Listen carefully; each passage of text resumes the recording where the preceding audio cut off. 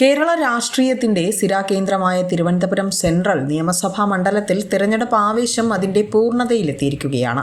പ്രമുഖ മുന്നണികളെല്ലാം തന്നെ അതിശക്തരായ സ്ഥാനാർത്ഥികളെ തന്നെയാണ് കളത്തിലിറക്കിയിരിക്കുന്നത്. ഇതോടെ മണ്ഡലത്തിൽ പ്രവചനാതീതമായ ത്രികോണ പോരാട്ടത്തിനാണ് കളമൊരുങ്ങുന്നത്. BJP സ്ഥാനാർത്ഥിയായി കരമന ജയനാണ് നാമനിർദ്ദേശ പത്രിക നൽകിയിരിക്കുന്നത്. മണ്ഡലത്തിൽ സുപരിചിതനായ കരമന ജയൻ NDA സ്ഥാനാർത്ഥിയായി എത്തിയത് BJP ക്യാമ്പുകളിൽ വലിയ ഉണർവാണ് നൽകിയിരിക്കുന്നത്.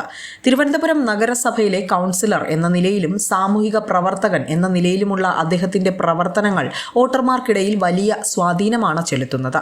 പ്രധാനമന്ത്രി നരേന്ദ്രമോദിയുടെ വികസന നയങ്ങളും നഗരത്തിന്റെ പശ്ചാത്തല സൗകര്യ വികസനവും മുൻനിർത്തിക്കൊണ്ടാണ് അദ്ദേഹം വോട്ട് തേടുന്നത്.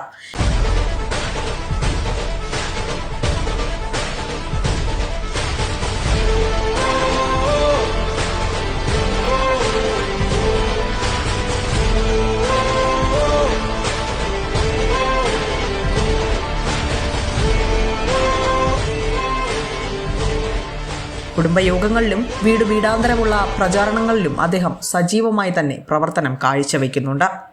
നഗരത്തിലെ ഡ്രെയിനേജ് പ്രശ്നങ്ങൾ, സ്മാർട്ട് സിറ്റി പദ്ധതിയിലെ അഴിമതി ആരോപണങ്ങൾ, ട്രാഫിക് കുരുക്ക്, കുടിവെള്ള ലഭ്യത എന്നിവയാണ് തിരുവനന്തപുരം സെൻട്രലിലെ വോട്ടർമാർ പ്രധാനമായും ഉന്നയിക്കുന്ന പരാതികൾ.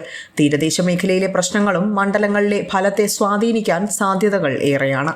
ഓരോ വോട്ടും നിർണായകമായ ഈ പോരാട്ടത്തിൽ സ്ഥാനാർത്ഥികളുടെ വ്യക്തിപ്രഭാവവും രാഷ്ട്രീയ നിലപാടുകളും വോട്ടർമാർ എങ്ങനെ വിലയിരുത്തുന്നു എന്നതിനനുസരിച്ചായിരിക്കും തിരുവനന്തപുരം സെൻട്രലിലെ അന്തിമ വിജയം.